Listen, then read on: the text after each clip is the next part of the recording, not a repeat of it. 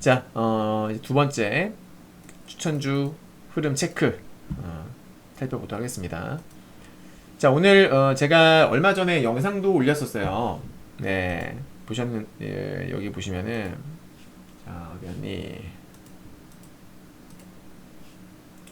어디였지? 아까 보이던 여기 있네. 자, 보시면요, 얼마 전에 제가 올려드렸던 영상, 여기 그 제 채널 들어오시면 두 번째 챕터에 종목 분석이 있잖아요. 네. 여기 보시면 아프리카 TV 아직 끝나지 않았다. 그리고 원전 대장주 한전 기술 끝난 걸까? 살았을까? 죽었을까? 삼목 에스폼 요것도 제가 이제 찬스라 그래가지고 단타 수익 나왔죠. 요것도 두산중공업 요것도 오늘 급등 나왔고, 그렇죠? 이제 한전기술 오늘 10% 이상 날라갔어요. 한전기술이가 오늘 몇 프로 급등 나왔지? 14%. 제가 원전 진짜 계속 강조드렸습니다. 한전기술 14% 급등 나왔고요. 두산중공업이도 유상증자 이후에 삘삘대면서 빠지다가 오늘 거의 한 5% 가깝게 올라갔어요. 그죠? 멋지게. 근데 대신 아프리카 TV가 좀 빠졌는데 이거 잠시 후에 제가 체크해 드릴 거예요. 제가 드린 종목들은 일단 기본적으로 요거는 그냥 삼목에스폰 같은 경우에는 차트로 제가 그냥 가볍게 한번 짚어드렸던 것이고, 나머지 것들은 다 모멘텀 괜찮은 애들이에요. 자, 한번 살펴보도록 하겠습니다. 자, 우선은 이 한전기술 볼게요. 한전기술.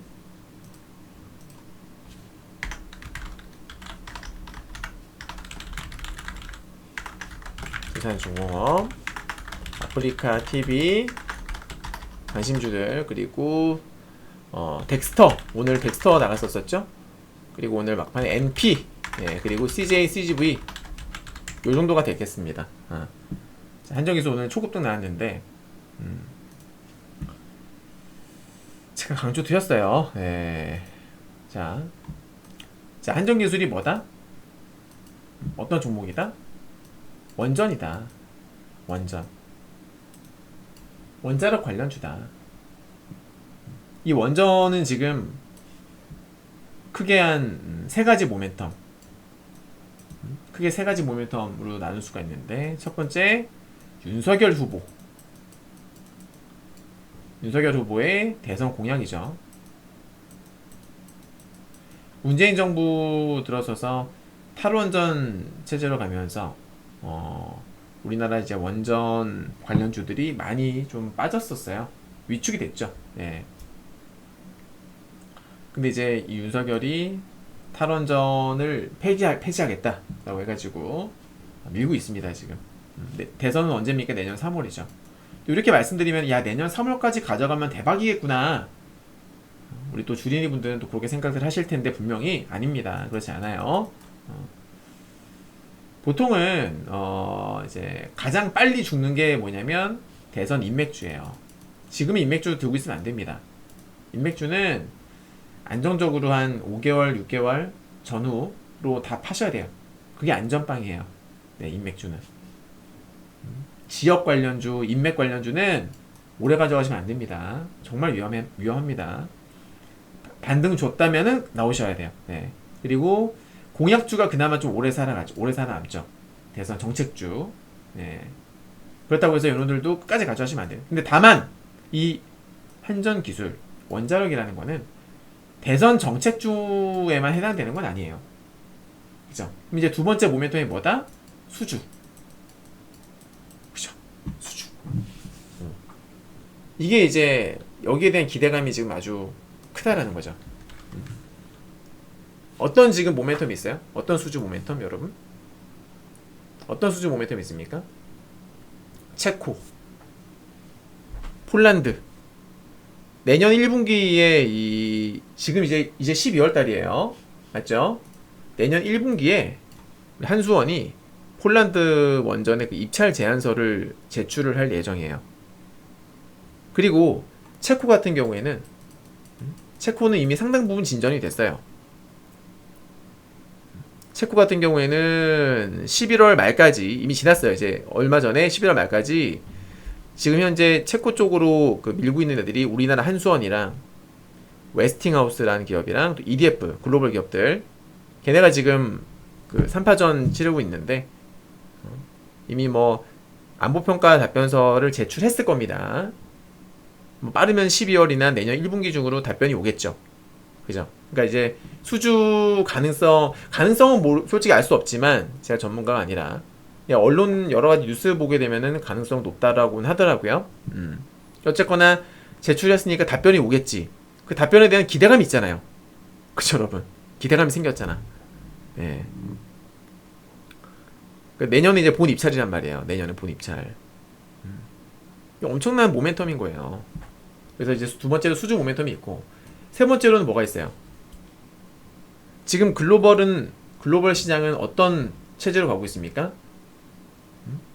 화석 연료를 계속 줄이고, 화석 발전 에너지를 계속 줄이고, 어떻게 신재생 에너지. 왜? 탄소 중립 때문에. 탄소 중립 때문에. 지금 제가 아까도 오늘 기사를 하나 올려드렸었는데, 보세요. 자, 체르노빌의 악몽. 체르노빌의 악몽. 세르비아마저 원전 짓겠다고 나섰다. 보세요. 네. 우리도 원전 짓겠다. 탄소 중립이 본격화되자 다시 원전 외치는 세계. 제가 어제 올려드렸던 기사예요. 어제. 원전은 될 수밖에 없는 거죠, 지금. 그러니까 제가 말씀드리고 나서 지수가 급락하면서 빠졌잖아요. 근데 제가 걱정하지 마시라고 그랬죠. 빠지면 더 살 거라고. 쫄 필요 없다고. 급등 나왔어요. 원전 이제 화석연료 대체하면서 신재생 에너지 보완제로 부상. 우리도 짓겠다. 원전이 없는 세르비아 카자흐 우리도 짓겠다. 뭐 관련 기사 검색해 보시면 되겠고. 아무튼 뭐 제가 이런 이유들을 설명을 드렸고, 또 한 가지 차트상 봤을 적에 얘는 어쨌거나 원전 대장주였고요. 20일 이동평균선의 기울기가 우상향이었어요. 안 죽었다고.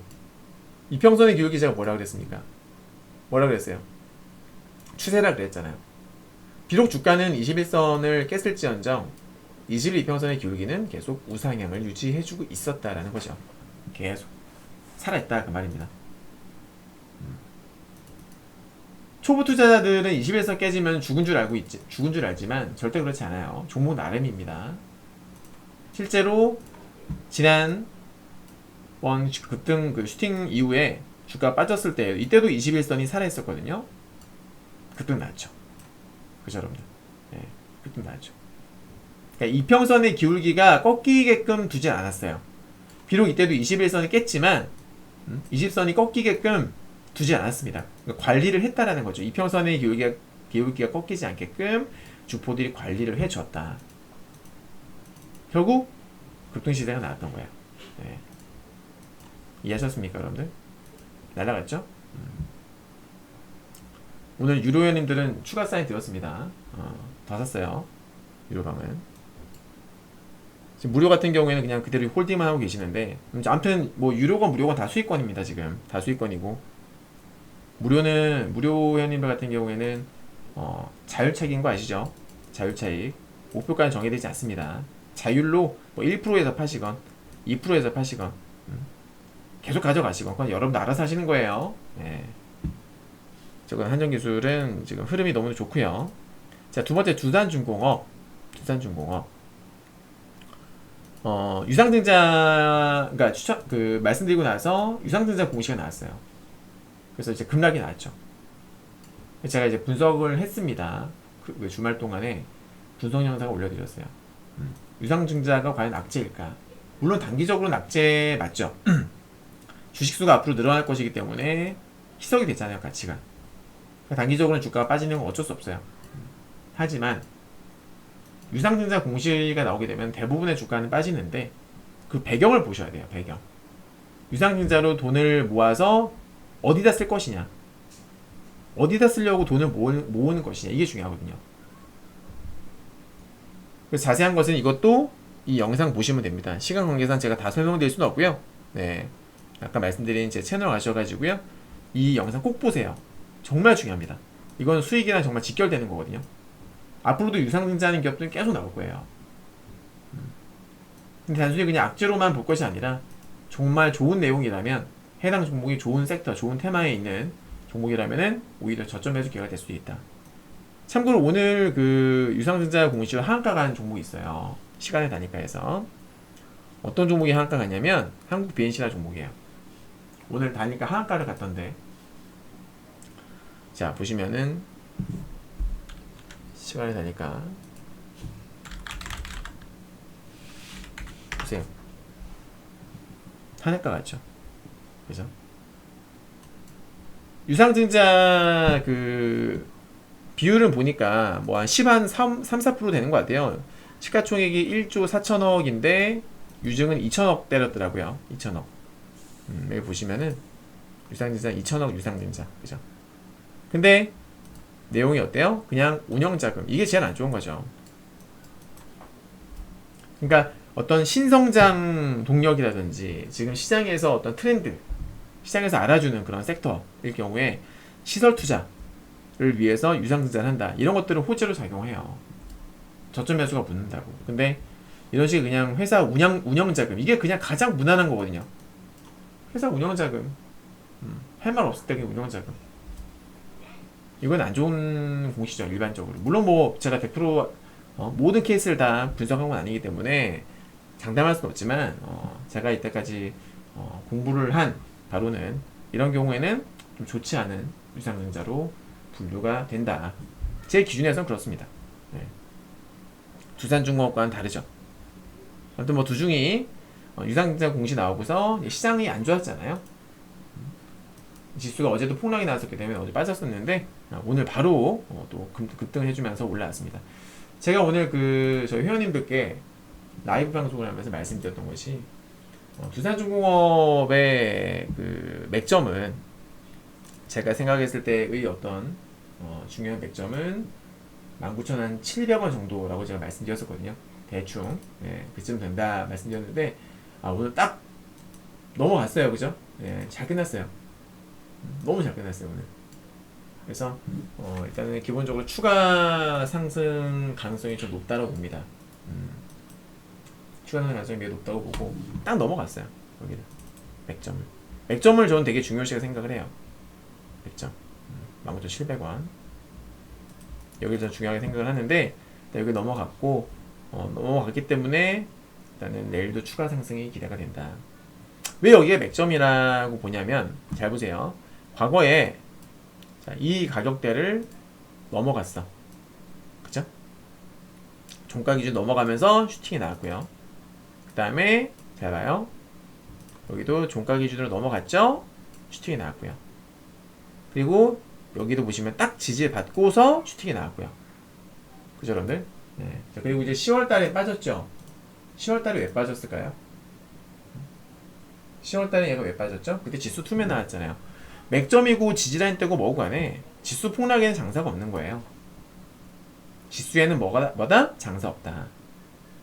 지수 폭락했으니까 빠진 거죠. 네. 그러다가 한 번에 그냥 억울하게 빠졌던 거니까 한 번에 그냥 뚫어버렸어요.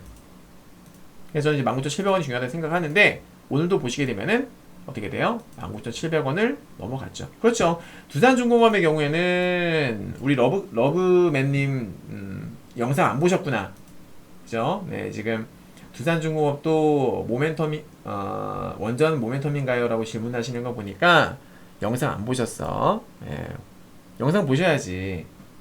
이거 다 정말로 여러분들 제가 올려드리는 거 보시면요, 건질 게 진짜 많아요.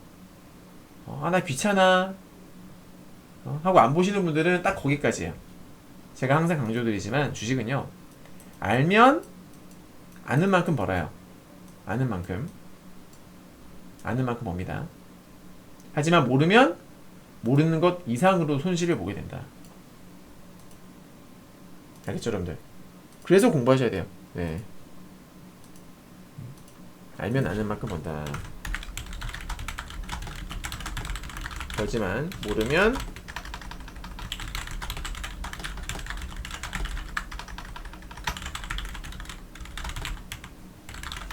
공부하셔야 돼요. 알겠죠? 두산중공업이도 원전이고요. 원전만 있는 거 아니에요. 예, 예전에는 건설도 하고 담수도 하고 뭐 여러 가지 했어요. 근데 이제 얘네가 기업의 체제가 서서히 체제가 변화하고 있어요. 지금 얘네들이 유상증자를 한 번 한 게 아니거든요. 작년에도 했었어요. 부채 비율이 높았어요. 부채 비율이 거의 뭐 300%대까지 갔었거든요. 근데 이제 유상증자도 하고 열심히 막 영업하면서 계속 빚을 갚아나가고 있는 그런 상황입니다. 그래서 부채 비율이 처음에는 280, 거의 300까지 갔다가 올해 지금 예상치로는 180% 나오고, 올해도 이제 유상증자해서 자금 끌어모으니까 내년에는 아마 더 좋아질 것 같아요. 150%대로 떨어지지 않을까 생각이 드는데, 그러니까 재무 구조가 점점 좋아지고 있는 거죠. 네, 그리고 말씀드렸다시피 신재생 에너지, 얘네가 지금 하고 있는 게 수소도 하고요. 수소도 하고 풍력도 합니다. 그리고 원자력도 하고 있는 거예요. 완전 지금 글로벌 트렌드 쪽으로 집중하고 있는 거죠. 너무 좋지 않아요? 중장기적인 모멘텀이 진짜 좋은 거예요. 그래서 제가 유상증자는 기회다라고 말씀드렸던 거예요. 유상증자하면 일단은 빠지니까 기회다. 쫄 필요 없다. 그래서 이거 지수 유상증자 공시 발표하거나 빠졌을 때 제가 위원님께다가 추가 사인 드렸잖아요. 추가 매수해라. 그죠? 네, 추가 매수해라 다 말씀드렸는데, 그러니까 단기적으로도 좋고 중장기적으로 너무나 좋은 그런 종목이 바로 두산중공업이라고 저는 판단합니다. 물론 100% 장담할 수는 없지만 차트를 보나, 차트도 제가 볼 땐 살아있고요. 차트를 보나 모멘텀을 보나 모두 다 너무나 이쁜 종목이라고 저는 생각을 해요. 네, 괜찮은 종목이다. 아무튼 오늘 맥점을 넘어갔죠. 그래서 이때까지는 여기를 넘어가면은 슈팅이 나왔단 말이에요.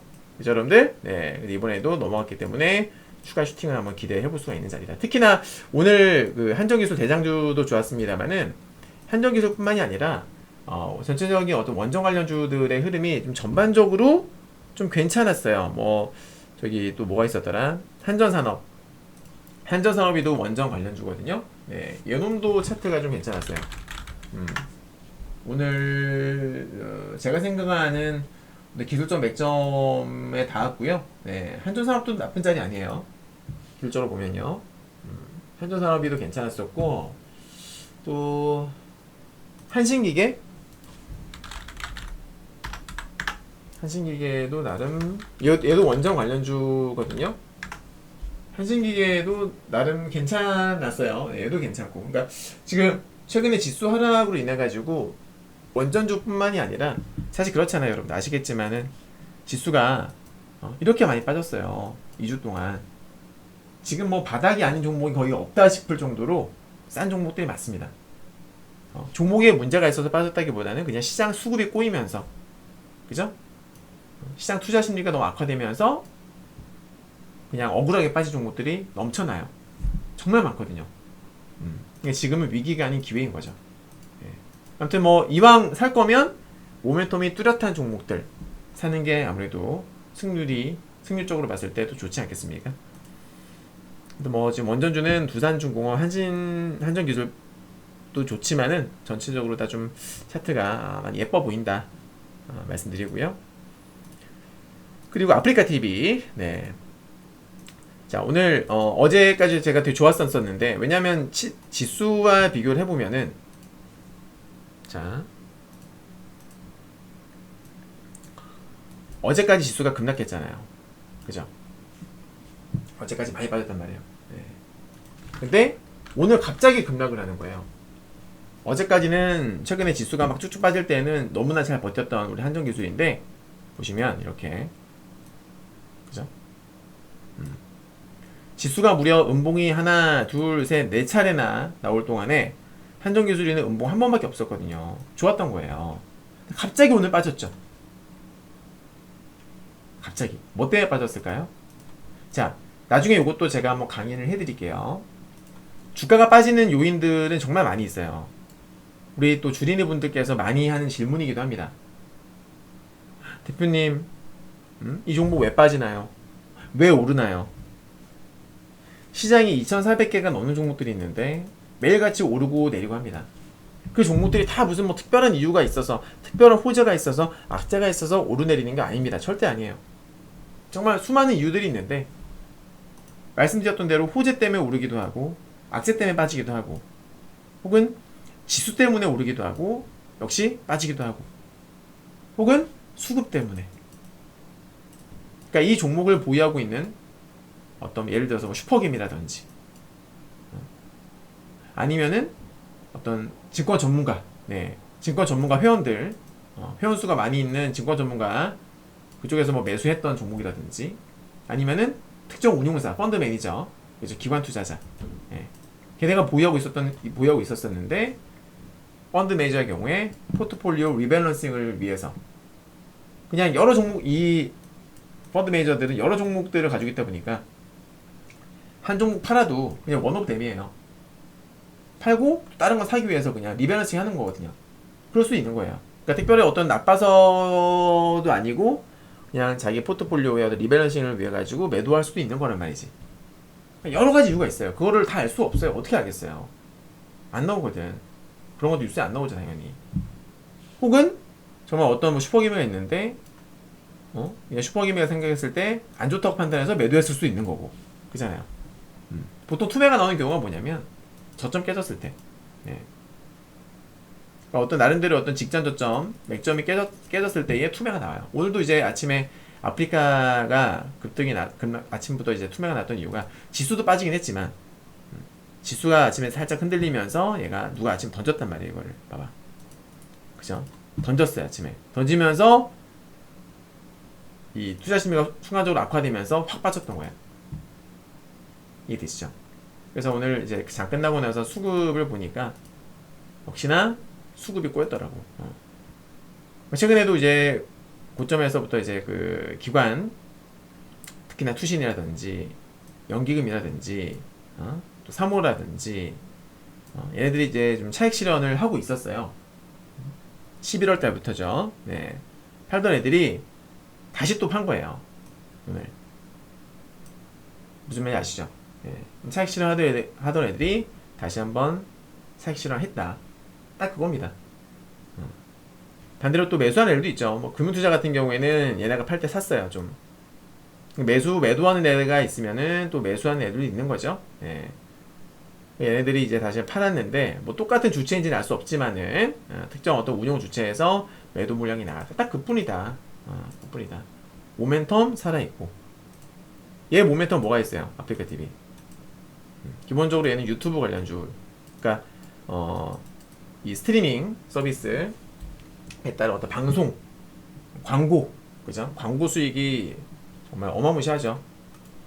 얘네도 홈쇼핑처럼 왜 그 네이버 같은 경우에도 네이버 뭐 쇼핑 뭐 해가지고 팔잖아요. 라이브처럼 해가지고 아프리카도 하거든요.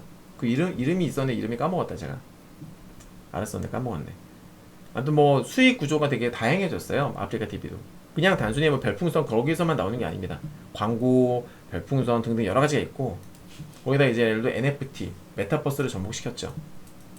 그죠? 인기 BJ들 그 아바타 만들어가지고 메타버스 한다고 하고, 또 NFT, 그 시장에도 NFT 마켓도 연다고 하고. 그래서 앞으로 정말 되게 기대되는 그런 어떤 미디어 관련주가 바로 아프리카 TV다. 전체적인 흐름이 일단 살아있고요.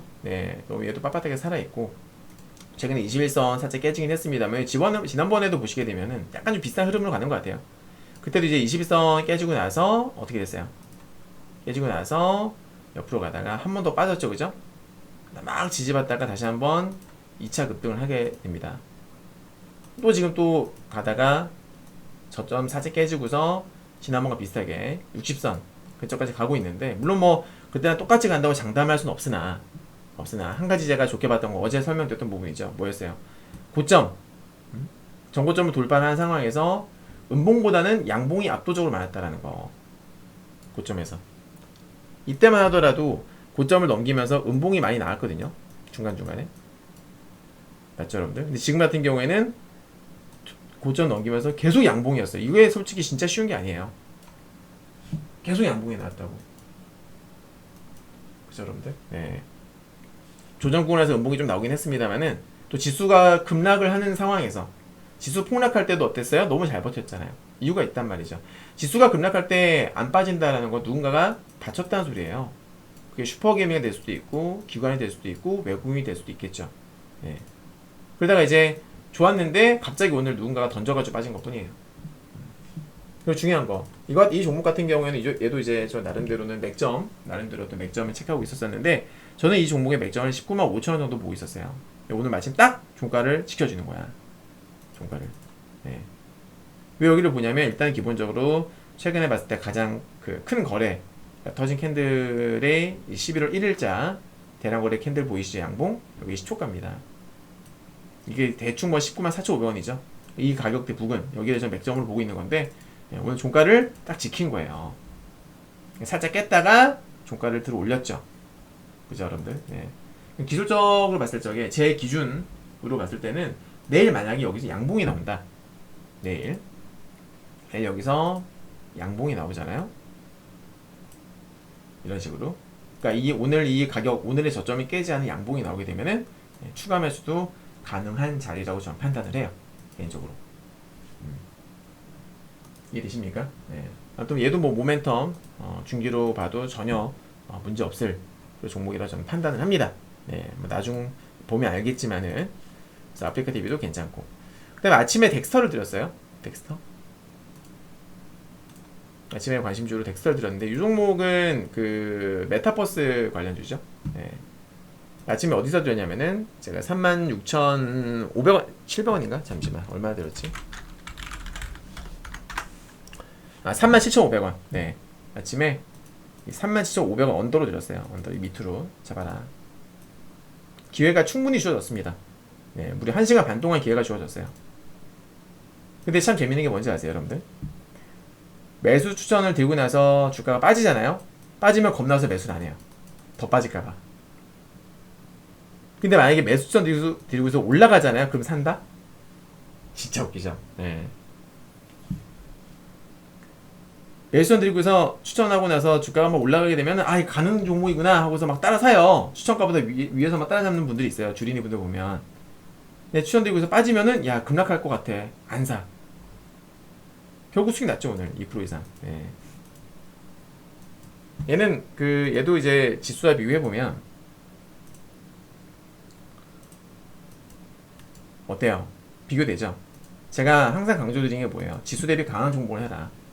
자, 지수가 저점 깨지면서 빠지고 있을 때 메타버스 관련주의 이 덱스터는 어땠습니까? 저점을 깼어요, 안 깼어요? 높였죠. 지수는 저점을 낮췄죠. 거기다가 21선도 안 깼죠. 지수는 21선 깼죠. 누가 보더라도 덱스터 강하구나.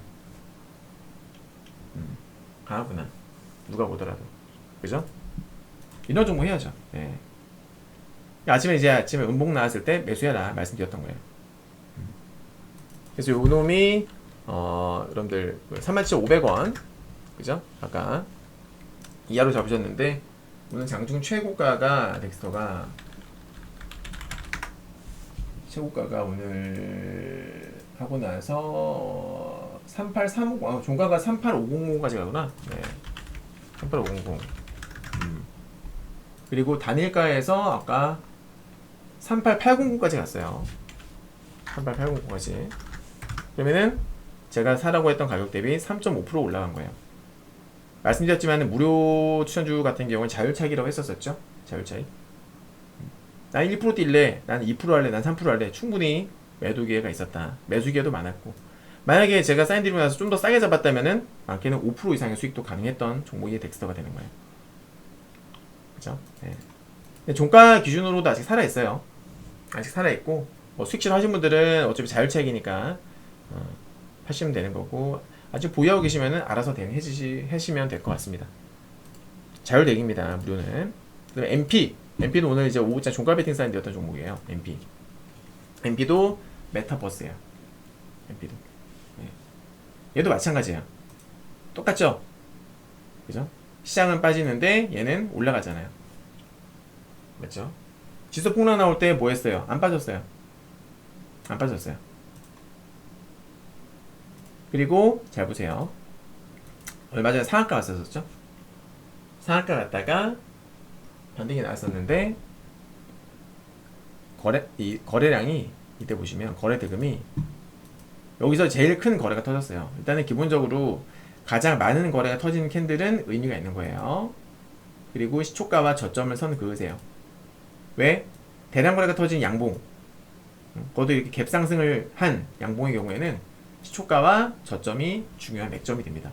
지지선이 될 수도 있고요, 저항선이 될 수도 있어요. 선을 그었더니 어떻습니까? 실제로 저항선으로 역할을 하죠. 빠졌다가 저항받고 저항받고 저항받고 저항받고 저항받고 좀처럼 여기를 올라오지 못해요. 맞죠? 근데 공교롭게도 어제 지수 투매 나오고, 오늘도 아침에 지수 안 좋았었거든요. 아침에 막판에 좀 좋아졌지만 그저께도 지수 안 좋았었고요. 그런 와중에도 지수가 급락하던 이틀 동안 이틀 연속 양봉이 나왔고, 그리고 급기야 오늘은 이 종가를, 그러니까 장중에 돌파 시도가 나왔다가 종가 관리를 못했던 이 가격대를 뛰어넘어 버린 거죠. 오늘 아주 강했어요. 그죠? 전 이제 이런 캔들을 뭐라고 표현을 하냐면, 저는 징검다리 캔들이라고 저는 표현을 해요. 징검다리 캔들. 네. 왜 징검다리 캔들이라고 하냐면은, 여러분들이 피크닉을 갔어요. 피크닉. 자, 여러분께서 피크닉을 갔는데, 자, 색깔을 잠깐. 자, 개울을 만난 거죠. 네. 건너가야 됩니다. 여러분들 여기 서 있어요. 근데 마이클 조단도 아니고 여기 점프를 할 수는 없어. 그럼 뭐가 필요해요? 징검다리가 필요하죠. 그래서 큰 돌 같은 거를 찾아왔어요. 큰 돌. 큰 돌들을 찾아온 거야. 깔았어요. 그래서 이걸 밟고 지나가는 겁니다. 자, 여기서 이 파란색 이 물은 매물대가 되는 거예요. 매물. 여기에 있으면은 그냥 여기 이런 징검다리 없이 탁 뛰어들면 어떻게 돼요? 이 매물에 쓸려 내려갑니다.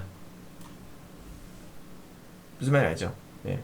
하지만 징검다리 딱딱딱 만들어가지고 하나씩 매물을 흘려 보내는 거죠. 네, 매물 소화하는 거예요. 이런 식으로 조금씩 매물 소화하면서 결국에는 내가 원하는 지점까지 건너가는 거. 이게 바로 징검다리 캔들이다. 그래서 지금 보시면 이 징검다리 캔들의 특징은 도지형 캔들, 양봉, 이런 게 많으면 좋아요. 윗꼬리가 달린 양봉, 혹은 이렇게 팽이형 캔들 있잖아요. 그죠? 윗꼬리, 아랫꼬리 같이 있는 거, 이런 것들. 이게 다 뭐냐면은 다 매집성. 네. 그러니까 매물이 나오는 가격대다 보니까 매물 소화를 한 흔적이잖아요. 네. 매물 소화의 흔적이란 말이에요. 매집성 캔들이란 말이에요. 매집성 캔들. 그리고 매집을 나름대로 끝냈다고 보고 오늘 이제 머리를 딱 쳐 올렸죠. MP가. 차트가 예쁘게 잘 끝난 거예요. 이해되시죠? 네. 그래서 오늘 요거 한번 들어봤고, 아무튼 얘도 메타버스 관련주가 됩니다. 이해되셨죠? 어렵지 않죠?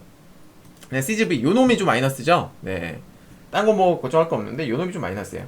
얘는 제가 말씀드렸지만은 타이밍상 사실 좀 그랬어요. 우리는 이거는 사실 우리 유로회원님들은 사실 한번 먹고 나왔다가 그랬는데, 위드 코로나 기대감으로 먹고 나왔었어요. 근데 어느 정도 이제 다시금 또 살 때가 됐다라고 판단해서 여러분께 드렸는데, 하필이면 확진자가 급증을 했고 또 최근에는 오미크론까지도 설상가상 터져버리는 바람에 생각보다 낙폭이 깊었어요. 하지만 제가 그냥 보유하라고 말씀드렸죠. 왜? 확진자, 그러니까 이 미드 코로나 관련주들, 리오프닝 관련주들은 결국 확진자에 의해 가지고 오르락 내리락 하거든요. 근데 이때까지 코로나 이후로 지금까지 확진자가 어떻게 됐어요? 줄어들었나요? 아니죠? 늘었다가 줄었다가 반복했단 말이에요. 거리두기도 늘렸다가 또 제한 뒀다가 풀었다가 제한 뒀다가 계속 반복했었어요. 지금도 마찬가지예요. 앞으로도 그러겠죠. 앞으로도. 그리고 지금 오늘 확진자가 5,000명을 넘겼다는 소식이 있었음에도 불구하고 더 이상 빠지지 않았다. 그죠? 더 이상 빠지지 않았다. 네. 아무튼 뭐 결국에는 제가 CGV를 선택했던 이유는, 저는 개인적으로 영화를 좋아해요. 코로나 이후로 얘가 적자를, 그전까지 계속 흑자를 기록했었던 CGV인데 코로나 때문에 적자를 기록을 했죠. 하지만 분명히 적자폭은 축소가 되고 있는 게 사실이고, 내년도에는 영업이익이 흑자로 전환될 것이다 라는 전망도 있습니다. 증권사 리포트를 보게 되면. 결국 아직은 코로나가 완벽하게 우리가 코로나로부터 자유롭지 못하기 때문에 아직까지는 바로 뭐 턴어라운드 당장은 힘들겠지만은 시간이 지날수록 또 이제 점점 백신 접종률도 올라가고 있고, 근데 솔직히 백신을 맞아도 지금 5천 명 찍고 있는 거 보면은 솔직히 백신을 맞는다고 이 코로나에 안 걸리는 것도 아니고, 돌파 감염이 이미 되잖아요. 여러 번 증명이 됐잖아요. 돌파 감염 된다고. 뭐 덜 아프다라고 판단하는 건데 모르겠어요. 저는 그 효과는 솔직히 저는 좀 못 믿었더라고요. 백신 효과는. 아무튼 더 이상 이제 그 경제 성장률을 위해서라도 얼마 전에 오미크론 얘기 나오고 확진자 늘어나니까 정부에서 거리두기 다시 시행해야 된다라는 얘기 나오니까 정부에서는 아직까지 이르다. 당장은 거리두기를 시행할 계획이 없다라고 발표를 했었었죠. 네. 왜냐면 지금 많은 나라들이 이제 위드 코로나로 가고 있거든요. 근데 우리가 여기서 다시 거리두기를 해버리게 되면은 경제 성장률 측면에서 뒤처지게 된다고. 그건 안 될 말이죠. 네, 그건 안 될 말이죠. 때문에 뭐 이 위드 코로나 관련주들은 그냥 오름이 있으면 내림이 있고, 또 내림이 끝나면 또 멋진 오름도 있기 때문에 그냥 가져가시면 알아서 올라온다. 길게 봐도 될 종목이에요, 솔직히. 나중에는 극장 안에 보면은 또 사람들로 북적일 겁니다. 북적일 거고, 또 팝콘도 거기서 먹을 것이고, 이런 한간에는 이런 우려도 있죠. OTT 때문에 OTT 서비스가 이제 업체들도 많아졌고 확대되는 바람에 영화 산업이 조금 위축될 것이다. 글쎄요, 저는 그렇게 생각하지 않아요. 저는 여러분들 그 영화가 나오면 영화가 지금 개봉을 하게 되면은 바로 OTT 안 뜨죠. 영화 상영 한참 끝나고 나서 나중에 OTT에 떠요. 그것도 모든 영화가 다 OTT에 뜨는 거 아니에요. 맞죠, 여러분? 다 뜨는 거 아닙니다. 조금 인기가 없었던 영화들, 네, 조금 흥행에 실패했던 영화들이 주로 OTT에 많이 뜨고요. 흥행에 성공했던 애들 같은 경우에는 OTT에 뜨기보다는 어디 뜹니까? 그냥 돈 내고 보는 거 있잖아요. 한 편당 뭐 7,000원, 10,000원 이상씩 주고서 보는 거 주로 거기 뜨죠. 네. 무슨 말인지 아세요, 여러분들? OTT랑 영화 산업이랑 저는 별 연관 짓는 건 별로 맞지 않다고 생각을 해요. 제 개인적으로는. 그리고 또 연애도 해야 되잖아요. 젊은 사람들이 연애할 때 둘이서 뭐 OTT 보겠습니까? 영화관 가지. 영화관을 가야, 멀티플렉스를 가야 밥도 먹고 쇼핑도 하고 할 거 아니야. 펜시점도 가고, 맞죠? 영화 사람 절대 죽어도 안 망합니다. 예. 결국 나중엔 흑자 전환할 것이고, 흑자 전환을 할 때쯤이면은 지금 주가는 구경도 못 하겠죠. 맞죠, 여러분들? 예. 그러니까 길게 보셔도 된다. 이 정도의 모멘텀 가지고 있는 이런 기업들은요, 길게 보셔도 됩니다. 예. 그래서 뭐 당장은 주가 좀 빠졌을지라도 걱정하실 필요는 없을 것 같아요. 수급을 보게 되면은 투신이 간간히 조금씩, 그죠? 그리고 금투 투신이 조금씩 분할 매수를 하고 있어요. 최근에 이제 외국인들과 연기금이 손절매를 많이 했었는데 괜찮습니다. 예. 걔네가 손절했다고 해서 무조건 더 빠지고 그런 건 아니니까요. 반대로 얘기해서 연기금이 산다고 무조건 올라갑니까? 외국인이 산다고 무조건 올라가나요? 아니죠. 절대 그렇지 않아요. 예. 자, 이렇게 해서 오늘 제가 말씀드렸던 종목들 쭉 한번 다 점검을 해봤습니다. 네, 자, 여기까지 말씀드렸고요. 잠시 쉬고 이길 관심주 한번 살펴보도록 할게요. 물 좀 마시겠습니다.